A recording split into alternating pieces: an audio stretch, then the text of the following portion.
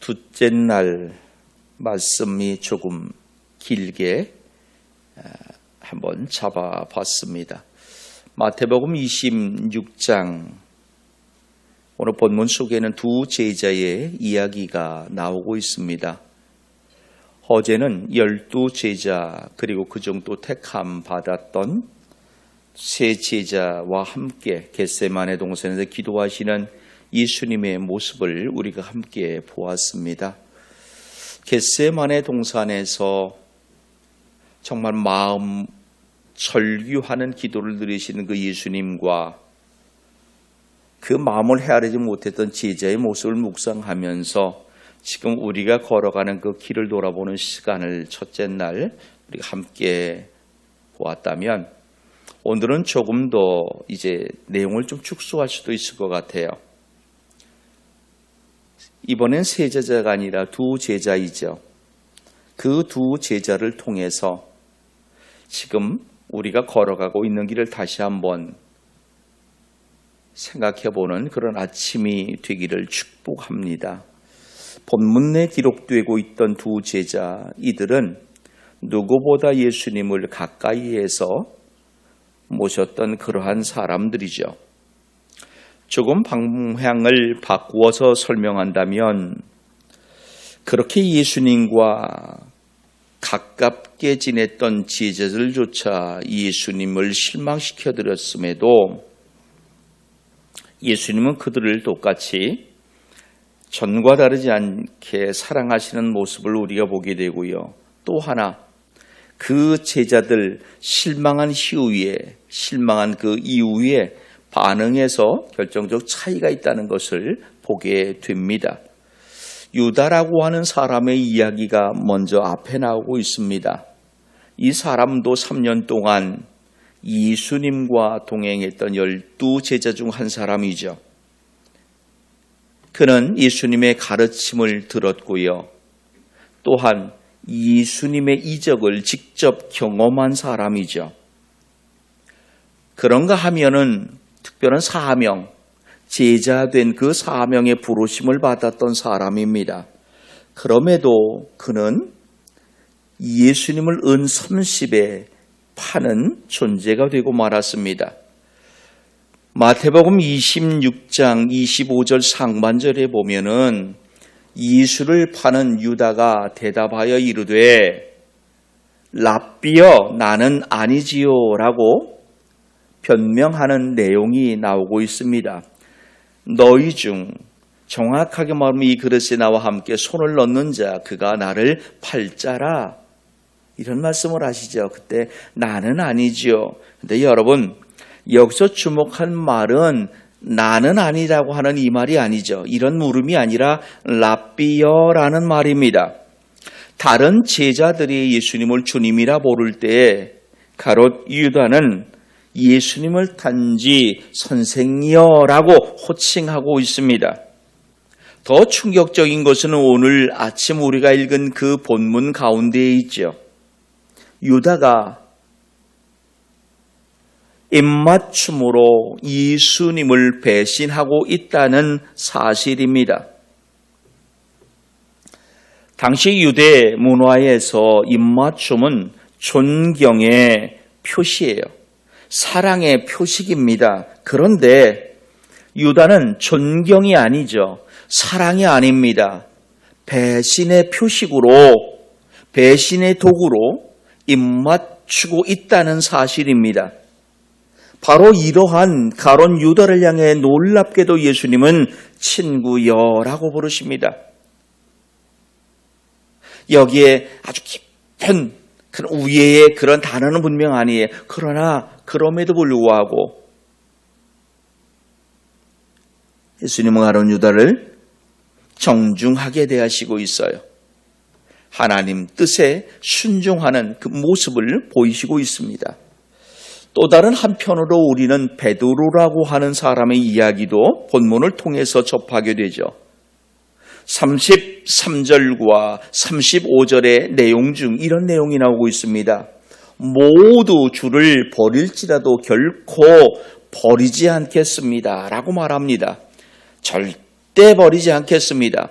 그리고 35절에서는 더 크게 그렇게 고백을 하죠. 주와 함께 죽을지언정 주를 부인하지 않겠습니다. 베드로의 이 자신감 넘치는 예수님을 향한 고백, 어찌 보면 이 고백은 예수님을 향했다기보다도 그 주위에 있던 제자들과 또 다른 이들을 향하여 나의 믿음은 이러한 믿음이라고 과시하는 듯한 모습을 보게 되죠. 실제로 이 고백에는 그의 교만이 숨어 있습니다. 아마도 그는 은연중 다른 제자보다 자기의 믿음이 더 낫다고 여겼을 수가 있겠죠. 그러나 어떠합니까? 그러한 베드로도 예수님이 예언하신 그대로 위기의 순간에 3번 예수님을 부인하고 있습니다. 예수님을 판 가룟 유다와 예수님을 부인했던 베드로, 여러분, 이 두 사람의 결정적인 차이는 어디에서 나옵니까? 이러한 배신과 부인 이후의 삶을 한번 들여다보십시오. 오늘 우리가 읽었던 그 본문 마지막 75절의 말씀이 핵심이죠. 우리 한번 같이 읽어보겠습니다. 이에 베드로가 예수의 말씀에 닭 울기 전에 내가 3번 나를 부인하리라 하심이 생각나서 밖에 나가 심히 통곡하니라. 아멘. 베드로는 자신의 잘못을 깊이 뉘우치고 있어요. 같은 내용을 기록해 놓고 있는 마가복음을 보면은 닭이 울 때 베드로와 예수님의 눈이 마주쳤다고 말하고 있어요. 예수님이 베드로를 바라보시고 베드로가 예수님을 바라보고 있어요. 바로 그 순간 베드로는 예수님이 말씀하셨던 그 말을 기억했다는 것이죠. 바로 이 깊은 회개를 통해 베드로는 진짜 예수님이 바라던 그 참 신앙인의 자리로 돌아오게 되죠. 그런가 하면 유다 또한 분명 후회합니다. 그러나 그는 진정한 회개의 자리로 나아가지 못하고 있어요.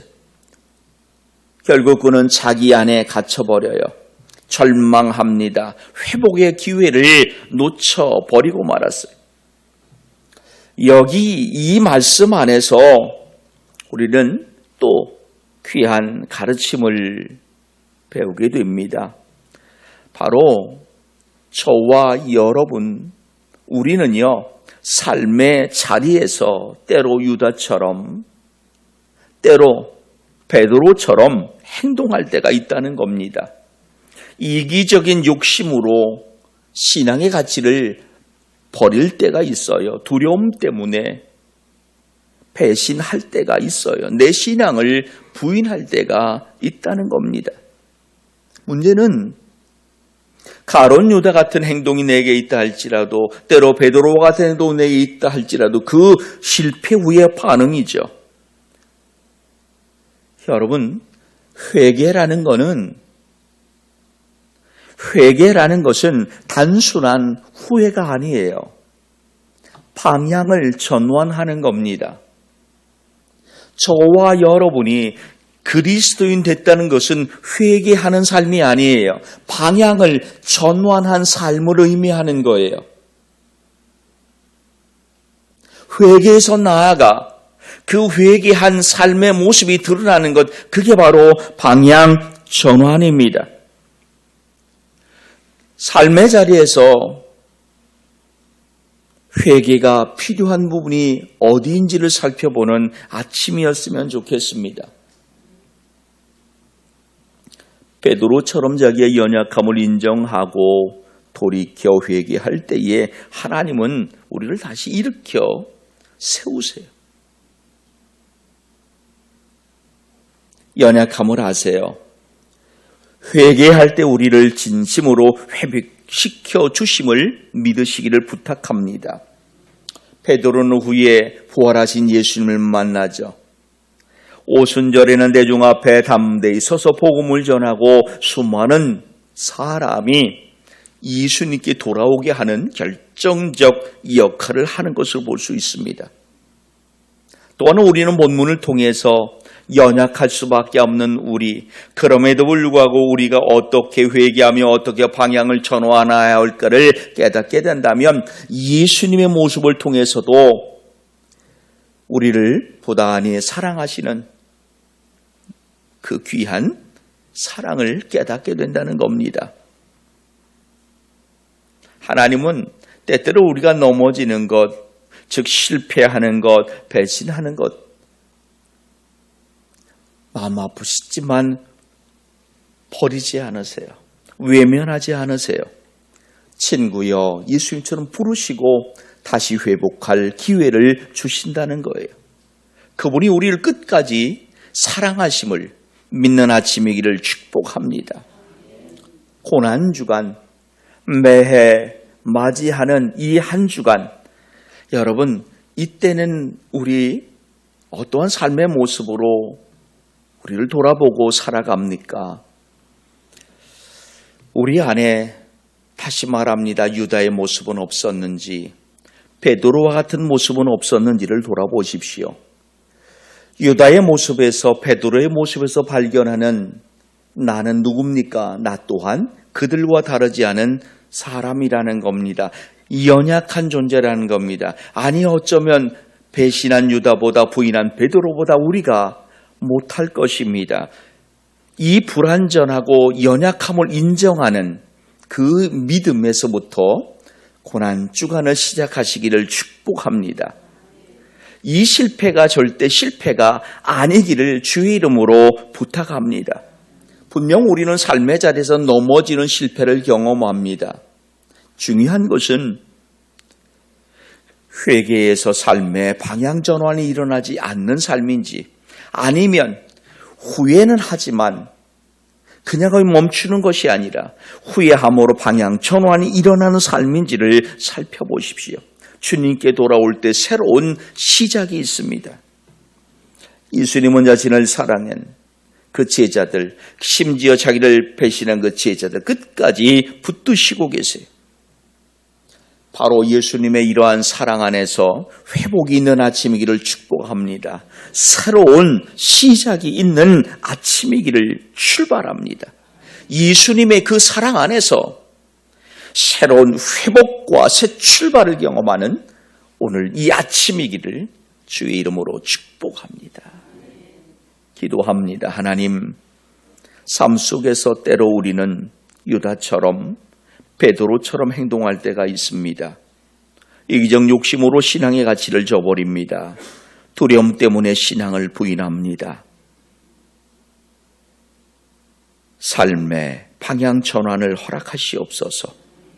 돌아보아 회개가 필요한 부분이 무엇인지를 보게 하시고, 기도하오니 나의 연약함을 인정하게 하시고 베드로처럼 회개하는 삶이게 하옵소서.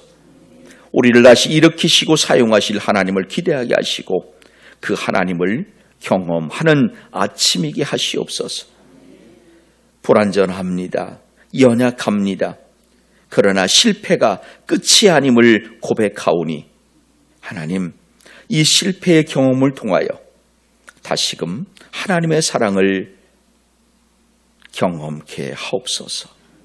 사랑 안에서 회복과 새 출발을 경험하는 오늘이 하옵소서. 감사하며 예수님의 이름으로 기도하옵나이다. 아멘.